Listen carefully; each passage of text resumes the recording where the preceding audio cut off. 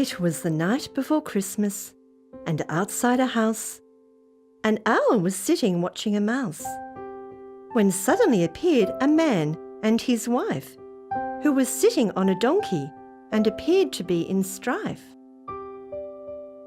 Now, of course, owls and donkeys often converse. "What is happening?" asked the owl. But the donkey looked quite terse. "I'm so tired," said the donkey.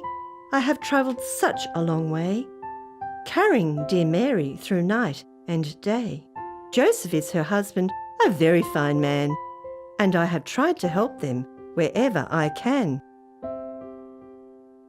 The owl was curious why they were in Bethlehem town, and the donkey continued with a bit of a frown. "Caesar Augustus has made a decree that all people must register their family.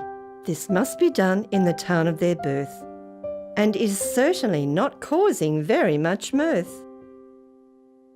It means many people have to travel far away, and most of the time it's not done in one day. What will happen now?" the owl thought to himself. "It is obvious Joseph and Mary are not people of wealth." "Mary is with child," the donkey did declare, "and none of these innkeepers really seem to care. We have tried every inn, but there isn't any room, and if I'm not mistaken, the birth will be quite soon." "Goodness me," said the owl with genuine concern. "You're in a bit of a pickle, I do discern. Why don't you try that last inn on the right? Surely they can put you up for the night." The donkey said, "Thank you, I think you are right. The Lord will provide us a place for the night." So Mary and Joseph knocked on the door, and the donkey now sighed. His feet were so sore. The innkeeper appeared and asked what he could do, but when told, he replied, "There is no room for you." Then he thought for a moment and gave them a smile. "Would my stable be okay for you to stay in for a while?" The owl by this stage was getting quite worried. The birth would be in the street if they didn't hurry. Into the stable the entourage went to fulfill the prophecy that God had sent. Into the rafters the owl flew with glee, to make sure that everything he was able to see. He knew something special was about to unfold, and that this story would be for many years told. During the night, Mary gave birth to a son, and the owl then knew that the Saviour had come. This prophecy had been told over many, many years, and now that it had happened, he was overcome by tears, but not tears of sorrow, tears of great joy, to finally see this miraculous and beautiful baby boy.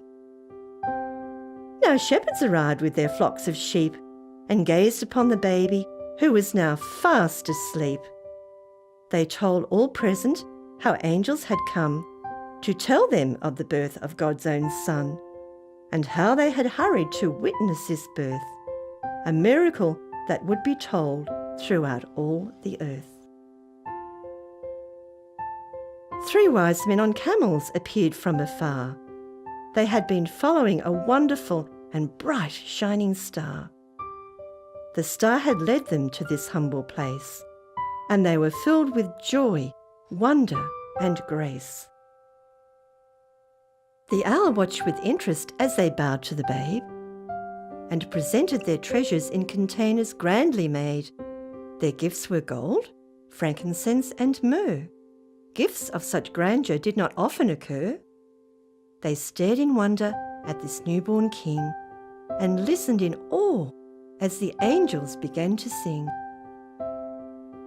The owl and the donkey both knew that this boy was truly God's son, and it filled them with joy. A simple birth without pageantry or fuss, but an event that would impact on all of us. It had been a long and eventful night. The owl and the donkey had witnessed such a sight, but morning was near and they needed to sleep. and the donkey now remembered his very sore feet. This night they would remember for the rest of their lives, and retell it many times to their children and wives. The story would be passed from generation to generation, throughout every land and every nation. This is why owls are considered so wise, because Jesus has always been a part of their lives. And whilst you may think donkeys are trouble and strife, just remember the part one played in Jesus' life.